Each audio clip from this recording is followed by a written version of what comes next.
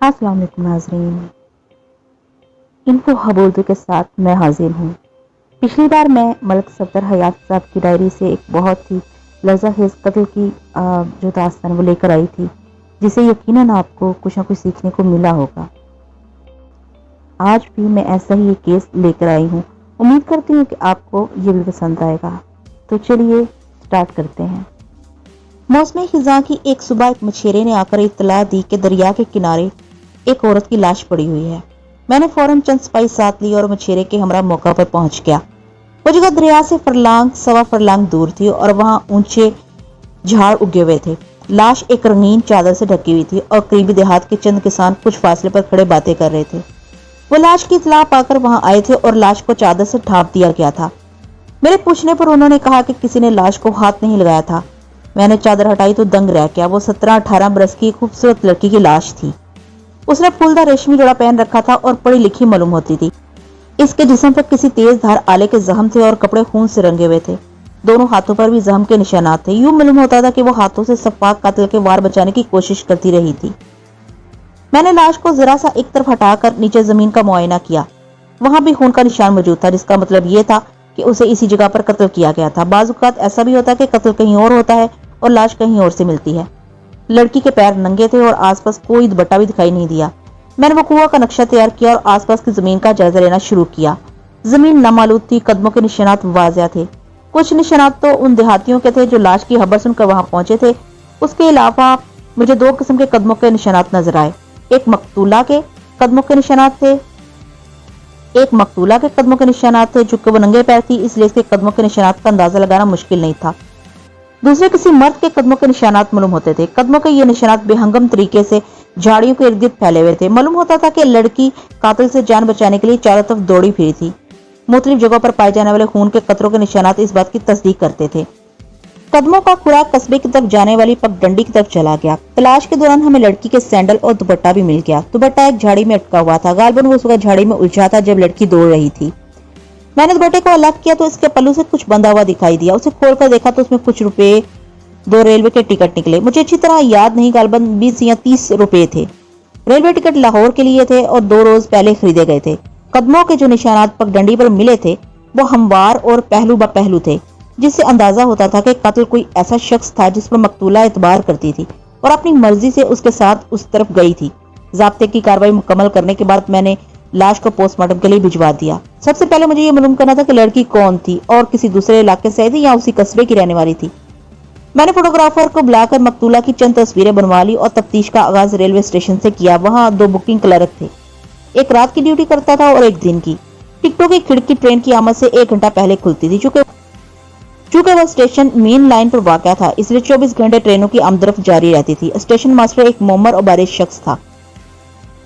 उसने मेरी बात सुनकर बुकिंग क्लर्क को बुला लिया। मैंने बुकिंग क्लर्क से पूछा कि क्या 2 रोज पहले किसी लड़की ने इसे लाहौर के 2 टिकट खरीदे थे। बुकिंग क्लर्क 25-26 साल का एक सेहतमंद नौजवान था। इसका नाम गालिबन मोहम्मद असलम था। उसने जवाब दिया, जनाब, यहाँ तो रोजाना सैकड़ों लोग टिकट खरीदते हैं। उनमें औरतें भी होती हैं और मर्द भी। शक्लें याद रखना तो बहुत मुश्किल काम है। अच्छा, ये याद करो कि लाहौर के 2 टिकट कितने लोगों ने खरीदे थे, इनमें मर्द कितने थे और औरतें कितनी थी।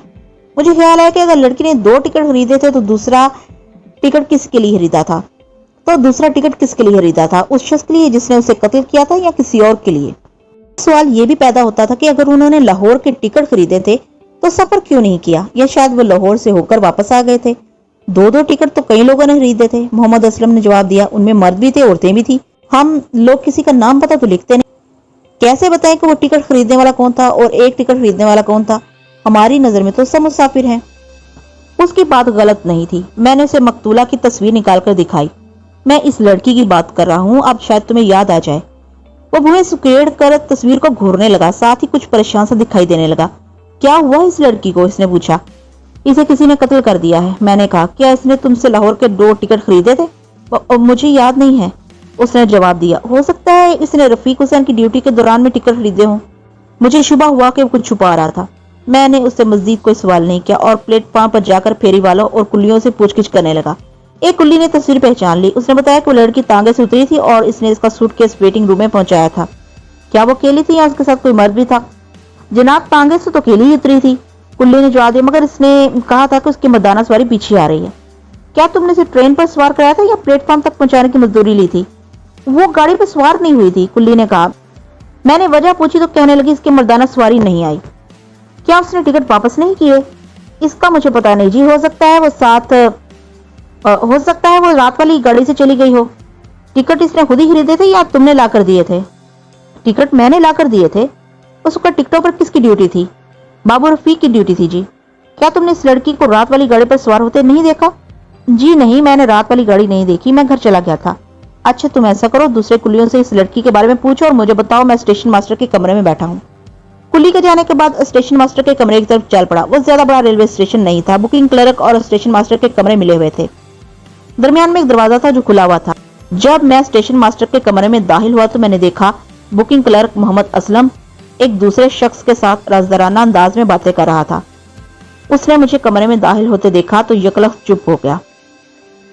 कुली चंद मिनटों के बाद एक 17-18 साल लड़के को साथ लेकर दफ्तर में पहुंच गया।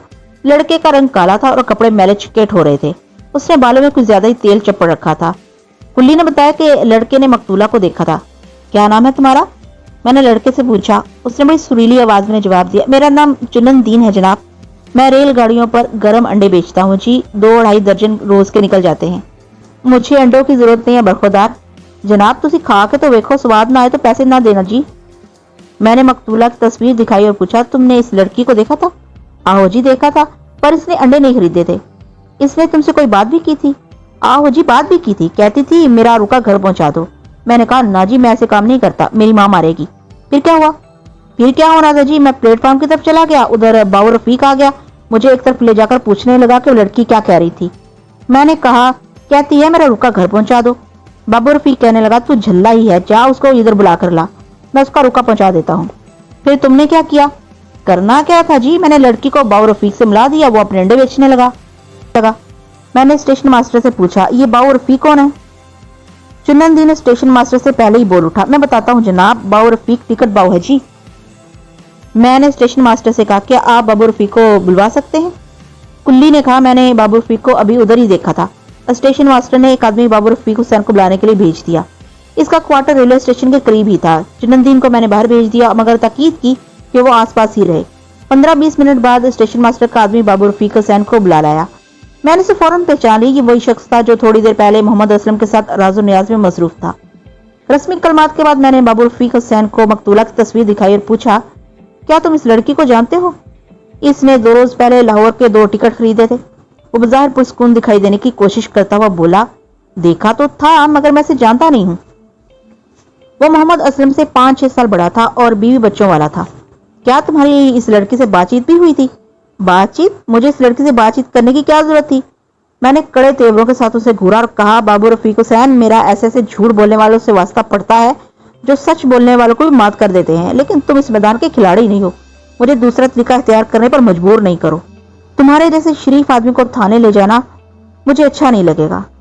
थानेदार साहब, आप तो हम नाराज हो रहे हैं। मैंने इस लड़की के साथ कोई खास बात नहीं की थी, मुझे भला झूठ बोलने की क्या जरूरत है कि आप मुझे बगैर सबूत के थाने ले जाएंगे? मैंने चुनंदीन को बुलवाया और उसने मेरे कहने पर बाबू रफीक हुसैन के सामने अपना बयान दोहरा दिया। जब इसने बात खत्म की तो मैंने कहा, बाबू रफीक हुसैन, ये लड़की कत्ल हो चुकी है और चुनंदीन के बयान के मुताबिक तुम इस लड़की के साथ देखे जाने वाले आखिरी आदमी हो। मैं तुम्हें इसके कत्ल के इल्जाम में गिरफ्तार भी कर सकता हूँ। बोलो, यहीं पर बात खत्म करना चाहते हो या थाने में चलकर? वो खौफजदा हो गया, बोला, मैं आपसे अलहदगी में बात करना चाहता हूँ। मैं उसे अलहदगी में बात करने की इजाजत दे दी और स्टेशन मास्टर के कहने पर स्टोर रूम में ले गया। बाबू रफीक हुसैन की खुद एतमादी धुआं हो चुकी थी। जनाब, मैं अयालदार आदमी हूँ। उसने कहा, मैं आपसे कोई बात नहीं छुपाऊंगा। मैंने लड़की को कत्ल नहीं किया, ना ही मुझे इस बारे में कुछ इल्म है। मैं आपको सब कुछ बता दूंगा, लेकिन वादा करें कि आप मुझे थाने में नहीं ले जाएंगे। बाबू रफीक हुसैन, मैं इस तरह के वादे करने का आदी नहीं हूँ। सारी बात सच सच बता दो, इसके बाद ये फैसला करूंगा कि तुम माफी के काबिल हो या सजा के। और याद रखो, अगर तुमने कुछ छुपाया या सच में झूठ मिलाने की कोशिश की तो मुझे पता चल जाएगा। इसके बाद फिर थाने में ही बात होगी। जनाब, अल्लाह को हाजिर नाजिर जानकर कहता हूँ, झूठ नहीं बोलूंगा। मेरी ड्यूटी शाम के 6 बजे शुरू होती है। लाहौर जाने वाली गाड़ी 7:30 बजे पहुंचती है। परसों गाड़ी थोड़ी सी लेट थी, तकरीबन 7:45 बजे आई थी। गाड़ी की रवानगी के 15-20 मिनट बाद मैंने कैश का हिसाब करके उसे ताले में बंद किया और हवा खाने के लिए प्लेटफॉर्म पर चला गया। इस कदर अंधेरा हो चुका था और गाड़ी से उतरने वाले मुसाफिर जा चुके थे। तब मैंने इस लड़की को देखा, वो बड़ी परेशान नजर आ रही थी। मैंने दिल में सोचा या तो ये लड़की गाड़ी से रह गई है या घर से भागी हुई है। मैं चाय के स्टॉल के पास खड़ा होकर उसकी तरफ देखने लगा। थोड़ी देर के बाद लड़की ने चुनंदीन को करीब से गुजरते देखकर अपने पास बुला लिया और उसे कोई काम कहने लगी। मैं दूर होने की वजह से उनकी बातचीत नहीं सुन सका। बाद में चुनंदी ने बताया कि लड़की इसके यहाँ कोई रुक्का भिजवाना चाहती थी। मैंने उससे कहा लड़की को मेरे पास बुला लो, मैं इसका काम कर देता हूँ। चुनंदीन लड़की को बुलाने गया तो मैं स्टॉल से हटकर जंगले के करीब चला गया। लड़की मेरे पास आने के लिए तैयार नहीं थी, लिहाजा मैं खुद ही इसके करीब चला गया और कहा बीबी तुम्हें क्या परेशानी है। वो उल्टी सीधी बातें करने लगी, कहने लगी मैं अपनी माँ के साथ लाहौर जाने के लिए आई थी, वो गाड़ी में चढ़ गई और मैं रह गई। मैंने कहा गाड़ी तो काफी देर रुकी थी, तुम कैसे रह गई। उसने जवाब दिया मैं पानी पीने गई थी कि गाड़ी चल पड़ी। मैं समझ गया वो झूठ बोल रही है। मैंने उससे कहा अब प्लेटफॉर्म पर परेशान होने के बजाय उसे घर वापस चले जाना चाहिए।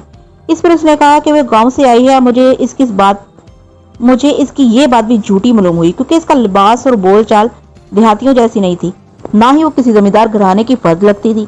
मैंने उसको कहा मेरा क्वार्टर यहाँ करीबी है, एक रात हमारे घर में गुजार लो, सुबह अपने गाँव चली जाना। पहले तो वो राजी नहीं थी, लेकिन फिर मेरे समझाने पर तैयार होगी। मैं उसे घर ले गया। अपनी बीवी से कहा कि वो लड़की गाड़ी से रह गई है और एक रात हमारे घर रहेगी। मेरी बीवी बहुत वहमी तबीयत की औरत है। लड़की को देखकर गुस्से में आ गई, कहने लगी मैं किसी आवारा औरत को घर में ले आया हूँ और लड़की को खड़े खड़े घर से निकाल दिया। इससे ज्यादा मैंने कुछ नहीं किया, आप बेशक मेरी बीवी से पूछ लें। मैंने पूछा तुमने लड़की से इसका नाम और उसका गांव का आता पता नहीं पूछा। उसने अपना नाम कनीज बताया था। बाबू रफीक हुसैन ने जवाब दिया, लेकिन घर और गांव के बारे में कुछ नहीं बताया। और तुम्हें यकीन है कि वो घर से भागी हुई थी। जनाब गैब का भेद तो अल्लाह ही जाने, पर लगता यही था वो घर से भागी हुई है।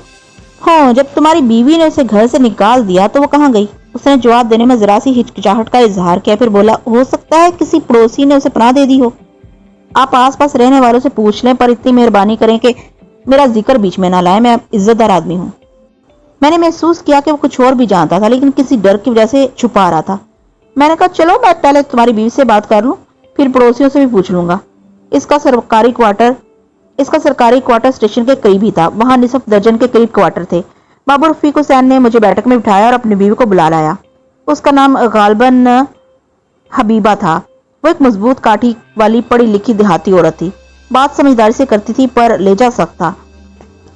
मैंने उसे अपना तारफ कराने के बाद कनीज के बारे में पूछा। मैंने इसको पहले ही कहा था। हबीबा ने देहाती औरतों की तरह हाथ झटका कि ये औरत जरूर कोई चंद चढ़ाएगी। देख लिया तुमने, पहुंचा दिया ना कमीने ने थाने कचहरी। भली मांस थानेदार साहब की बात का जवाब दे।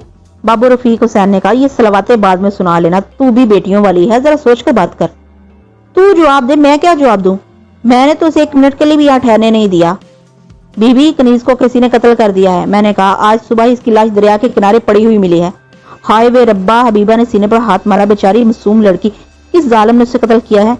मैं यही मालूम करने की कोशिश कर रहा हूँ। मैंने कहा अगर तुमने उसे अपने क्वार्टर में रात गुजारने की इजाजत दी होती तो शायद वो जिंदा होती। जब तुमने उसे घर से निकाल दिया तो फिर वो किस तरफ गई थी, स्टेशन की तरफ या किसी और तरफ। हाय बेचारी, अगर मुझे पता होता तो मैं उसे रख ही लेती, कोई मुसीबत की मारी लगती थी। मुझे नहीं पता जी बाहर निकलने के बाद वो किस तरफ गई थी। मैंने दरवाजे बाहर नहीं देखा। मैंने सोचा अगर कनीज के जाने के बाद बाबू रफीक हुसैन घर से बाहर नहीं निकला था तो फिर वो वाकई मजीद कुछ नहीं जानता था। मैंने इस बात को चेक करने के लिए हबीबा से पूछा कनीज के जाने के कितनी देर बाद तुम्हारा मियाँ घर से बाहर गया था। ये उसके पीछे ही निकल गया था। हबीबा ने जवाब दिया, रात की ड्यूटी जो करता है। मैंने हबीबा को अंदर भेज दिया और बाबू रफीक हुसैन से कहा तुमने अपनी बीवी का बयान सुन लिया है, तुम कनीज के पीछे ही घर से निकले थे, लिहाजा तुम्हें ये बात जरूर मालूम होनी चाहिए कि इस क्वार्टर से निकलकर वो किस तरफ गई थी। यहाँ सिर्फ 6-7 क्वार्टर हैं। मुझे इन लोगों से पूछने में ज्यादा देर नहीं लगेगी, लेकिन बेहतर यही है कि तुम खुद ही बता दो। उसने अंदरूनी दरवाजे की तरफ देखा, फिर आहिस्तगी से बोला वो बात दरअसल ये है कि जब कनीज बाहर निकली तो असलम अपने क्वार्टर के सामने खड़ा था। उसने मुझे सलाम किया और कनीज के बारे में पूछा। जब उसे पता चला कि कनीज के पास रात गुजारने के लिए कोई ठिकाना नहीं है तो उसे अपने क्वार्टर में ले गया और मैं बाद में ड्यूटी पर चला गया। मैंने पूछा असलम का क्वार्टर कौन सा है। और इस तरफ कोने वाला। मैंने बाहर निकलकर असलम का क्वार्टर देखा। इसके दरवाजे पर ताला पड़ा हुआ था। मेरे इस अफसार पर रफीक हुसैन ने बताया कि असलम गैर शादीशुदा है और अकेला रहता है। मैंने असलम को वहीं बुलवा लिया और उसे ताला खोलने के लिए कहा। क्या बात है जनाब। मोहम्मद असलम ने कहा आपने जो कुछ पूछना है मुझसे पूछें। अगर आप मेरे क्वार्टर की तलाशी लेना चाहते हैं तो पहले सर्च वारंट दिखाएं। मियां मोहम्मद असलम, सर्च वारंट हासिल करना कोई मुश्किल बात नहीं है, लेकिन इसमें वक्त लगेगा, इसलिए फिलहाल मैं तुम्हें थाने ले चलता हूं। जब सर्च वारंट मिल जाएगा तो तुम्हारा क्वार्टर भी देख लेंगे। बोलो कौन सा तरीका पसंद करोगे? मैंने क्या जुर्म किया है जो आप मुझे गिरफ्तार करने की धमकी दे रहे हैं? तुमने कनीज नामी लड़की को कत्ल किया है। मैंने कहा बाबू रफीक हुसैन ने मुझे बताया कि आखिरी बार वो लड़की तुम्हारे क्वार्टर में दाल होते हुए देखी गई थी। मोहम्मद असलम ने चौंक कर बाबू रफीक की तरफ देखा। रफीक हुसैन, ज्यादा कानूनदान नहीं बनो, बाबू रफीक हुसैन ने कहा, और क्वार्टर दिखा दो ताकि बात साफ हो जाए, लंबी मुसीबत में मत पड़ो। मोहम्मद असलम ने जेब से चाबी निकालकर क्वार्टर खोल दिया और बोला, देख ले जनाब क्वार्टर। कनीज ने रात इस क्वार्टर में गुजारी थी? मैंने पूछा। नहीं जनाब, मोहम्मद असलम ने जवाब दिया। वो घड़ी दो घड़ी या रुकने के बाद चली गई थी। कहाँ चली गई थी ये मुझे नहीं पता। तुम यहाँ अकेले रहते हो? फिर तुमने एक नौजवान लड़की को रात गुजारने के लिए अपने क्वार्टर में क्यों बुलाया? क्या तुमने नहीं सुना कि औरत और मर्द तन्हा हो तो उनके दरमियान शैतान आ जाता है? उसकी बेसहारा समझ को बुला लिया था। उसने जवाब दिया, इंसानी हमदर्दी की वजह से। मैंने कमरे में नजर दौड़ाई। वो 2 कमरे का क्वार्टर था। उसका हुलिया ऐसा था कि जैसा तन्हा आदमी के क्वार्टर का होना चाहिए। वहां कई रोज से सफाई नहीं हुई थी। बेतरतीब बिस्तर पर कपड़े बिखरे हुए थे। कोई चीज ठिकाने पर नजर नहीं आती थी। मैंने दोनों कमरों में चल फिर कर देखा। एक कोने में मुझे चंद टूटी हुई चूड़ियां दिखाई दी। मैं वहां से हटकर दूसरी तरफ चला गया और चंद इधर उधर के सवालात के बाद असलम से पूछा, इसके क्वार्टर में कभी कोई औरत भी आकर रही थी? जनाब, मैं छड़ाछड़ आदमी हूँ, यहाँ औरत का क्या काम? मेरा मतलब है कि तुम्हारी माँ, बहनें वगैरह। पिछले साल मेरी माँ और छोटा भाई छुट्टियों के दिनों में यहाँ आए थे और 2 महीने रहकर चले गए थे। तुमने कहा है कि कनीज घड़ी 2 घड़ी यहाँ रुकने के बाद चली गई थी। इसकी वजह क्या थी? वजह तो उसी को मालूम होगी। मैंने एक जोरदार थप्पड़ उसके मुंह पर मारा और कहा, वो इसलिए चली गई थी कि तुमने इसके साथ ज्यादती करने की कोशिश की थी। मैंने दोबारा हाथ उठाया। बोलो, क्या मैं गलत कह रहा हूँ? वो जल्दी से राह रास्त पर आ गया। जनाब, गलती होगी, मुझसे शैतान ने बहका दिया था। मैंने टूटी हुई चूड़ियां इकट्ठी करके उसे दिखाई और पूछा, ये कनीज की चूड़ियां है ना? जी हाँ, इसी की है। मैंने सिर्फ इसका हाथ पकड़ा था। वो जल्दी से राह रास्त पर आ गया। जनाब, गलती होगी, मुझसे शैतान ने बहका दिया था। मैंने टूटी हुई चूड़ियां इकट्ठी करके उसे दिखाई और पूछा, ये कनीज की चूड़ियां है ना? जी हाँ, इसी की है। मैंने सिर्फ इसका हाथ पकड़ा था। उसने छुड़ाने की कोशिश की तो चूड़ियां टूट गईं। इससे ज्यादा मैंने कुछ नहीं किया। मैं शरीफ आदमी हूँ। मैंने वहीं पर उसकी थोड़ी सी मरम्मत कर दी। हमारे माशरे में इस किस्म के शरीफ लोग बहुत पाए जाते हैं जो किसी लड़की को मुसीबत में देकर बुरी नीयत से अपना हाथ इसकी तरफ बढ़ाते हैं। सच बताओ, इसके बाद क्या हुआ था? मैंने पूछा। तुम लड़की को कहाँ लेकर गए थे? शोर सुनकर कुछ पड़ोसी वहां पहुंच गए थे। जनाब, मैं बिल्कुल सच कहता हूँ, लड़की खुद ही यहाँ से चली गई थी। मैं उसे कहीं लेकर नहीं गया था। आप इनसे, शरीफ साहब से पूछ लें, ये 7 वाले क्वार्टर में रहते हैं। जिस शख्स की तरफ से इशारा किया था वो एक उधेड़ उम्र शख्स था। वो भी रेलवे का मुलाजिम था। इसका नाम शरीफ हुसैन था। मेरे पूछने पर उसने कहा कि कनीज इसके सामने क्वार्टर से निकलकर चली गई थी। मैं उस वक्त अपने क्वार्टर में बैठा खाना खा रहा था। इसने तफसील बताते हुए कहा। अचानक हमने इस क्वार्टर से औरत के चेहरे की आवाज सुनी। मेरी बीवी ने कहा, जाकर पता करो ये असलम के क्वार्टर में औरत कहाँ से आ गई, वो तो अकेला रहता है। मैंने बाहर निकलकर देखा तो एक लड़की इसके क्वार्टर से निकलकर तांगा स्टैंड की तरफ जा रही थी। उसके हाथ में सूटकेस था। वो उसके वजन से झुकी जा रही थी। आपने इसे पूछा नहीं कि वो लड़की कौन थी? उसी वक्त पूछा था, शरीफ हुसैन ने कहा। इसने जवाब में कहा था वो कोई पागल थी और जबरदस्ती अंदर घुसाई थी। मैं मोहम्मद असलम को थाने ले गया और हवालात में बंद कर दिया। हो सकता है कि वो कनीज के पीछे गया हो, उसे बहला फुसला कर दरिया की तरफ ले गया हो। बहरहाल औरत के साथ दस्तराजी भी जुर्म था और इस जुर्म की बिना पर उसे गिरफ्तार किया जा सकता था। इसके बाद मैंने तांगे वालों से लड़की के बारे में पूछना शुरू कर दिया। इस पूछगिछ के नतीजे में पता चला कि अल्लाह दीता नामी एक तांगे वाले के तांगे में एक अकेली जनानी सवारी देखी गई थी। तांगा स्टैंड के सामने एक दुकानदार ने बताया कि इस लड़की के बारे में से कुछ ताज्जुब भी हुआ था। इसने तांगे में शहर के 2 चक्कर लगाए थे। पहले उसने उसे तांगे में बैठकर शहर जाते देखा, लेकिन आधे घंटे के बाद वो उसी तांगे में वापस आ गई। तांगे से उतरकर सड़क के किनारे खड़ी हो गई। तांगा भी वहीं खड़ा रहा और तांगे वाला इसी तरह लड़की से बातें करता रहा, जैसे कुछ समझाने की कोशिश कर रहा हो। लड़की दोबारा तांगे में बैठ गई और तांगा शहर की तरफ रवाना हो गया। 2 घंटे की कोशिश के बाद अल्लाह देता तांगे वाला हमारे काबू में आया। वह 27-28 बरस का एक कविल हवसा शख्स था। उसने बदमाशों जैसी मूछें रखी हुई थी, गिरबान खुला हुआ था, बाल घुंघराले थे। उसने अपना तांगा भी खूब सजा रखा था। घोड़े के सर पर फुंदना और तांगे में झालरें लगी हुई थी। उसने बड़े अदब से मुझे सलाम किया। बोला, सरकार, मुझसे कोई गलती हो गई है? मैंने सर से पैर तक उसे घूरा, फिर कहा, अल्लाह देते, बड़ी बदमाशों वाली मूछें रखी हुई हैं तुमने, दादागिरी भी करते हो। वो कैसे आकर बोला, सरकार, ये तो यूं ही टोशोर बना रखी है, अल्लाह के करम से कभी हराम की कमाई को हाथ नहीं लगाया। आपका ताबेदार हूँ जी, हुक्म करें, कैसे याद फरमाया है? कुछ पढ़े लिखे भी हो? मैंने पूछा। उसने फखरिया लहजे में कहा, प्राइमरी पास हूँ जनाब, बेशक 16 तक पढ़े सुन लें। सच और झूठ का फर्क जानते हो ना? बड़ी अच्छी तरह जानता हूँ सरकार। खूब, तो जो कुछ मैं पूछूं उसका सच सच जवाब देना, मैंने कहा। अगर झूठ बोला तो मुझसे बुरा कोई नहीं होगा। तुम्हें भी बंद कर दूंगा और तुम्हारा तांगा घोड़ा भी। आपका ताबेदार हूँ जी, पहली दफा आपके साथ आपके दरबार में हाजिर हुआ हूँ। अल्लाह ने चाहा तो सर ऊंचा करके वापस जाऊंगा। मैंने पूछा, परसों रात तुम्हारे तांगे में सूटकेस वाली एक जनाना सवारी बैठी थी, उससे तुमने कहाँ उतारा था? वल्लम्हा भर के लिए झिझका, फिर बोला, सरकार इस सवारी ने तो मुझे पागल बना दिया था। मैं उसका घर जाने की तैयारी कर रहा था, वो घबराई हुई अड्डे पर आई और अपना सूटकेस तांगे पर फेंक कर जल्दी से पिछली सीट पर बैठ गई। वसंतपुरा जाने के लिए कहा। मैंने घोड़े को चाबक दिखाया और ये जा वो जा। घोड़ा हवा से बातें करने लगा, लेकिन वसंतपुरा पहुंचकर लड़की को घर भूल गया। कई गलियों के चक्कर लगवाने के बाद बोली, वापस स्टेशन पर ले चलो। मैं वापस चल पड़ा। रास्ते में उसने रोना शुरू कर दिया। मैंने रोने की वजह पूछी तो कहने लगी, मैं बहुत बदनसीब लड़की हूँ, मेरा कोई घर बार नहीं है। मुझे इससे हमदर्दी हो गई। मैंने कहा, मेरी कुटिया हाजिर है, घर में बूढ़ी माँ है, बाप है, 2 बहनें हैं, मगर वो मेरे साथ जाने पर तैयार नहीं हुई। कहने लगी, आजकल कोई किसी का साथ नहीं देता, तुम बगैर किसी ताल्लुक रिश्ते के कब तक मेरा साथ दोगे? फिर तुमने क्या जवाब दिया? वो तामुल करता हुआ बोला, मलक साहब आपने मुझे सच झूठ का फर्क पूछकर मुश्किल में डाल दिया है। समझ में नहीं आता मैं क्या जवाब दूं। सारा सच बोलना तो बहुत मुश्किल है जी। वो अपनी मूंछों की वजह से पहली नजर में जितना बदमाश लगा था, अब इतना ही सादा और खरा लग रहा था। मैंने पूछा, अल्लाह देते तुमने कोई जुर्म तो नहीं किया है? उसने कानों को हाथ लगाया। अल्लाह माफी सरकार, पूरी जिंदगी में कभी थाने कचहरी से वास्ता नहीं पड़ा, हमेशा हलाल की रोजी खाई है। तो बेधड़क सच बोलो, मैंने कहा, तुम्हें कोई नुकसान नहीं पहुंचेगा। वो झिझकता हुआ बोला, मलक साहब फिल्मों में पहली नजर में मोहब्बत होते देखी थी, लेकिन यकीन करें मुझे उस लड़की के साथ जिसका नाम मैं नहीं जानता सचमुच मोहब्बत हो गई थी।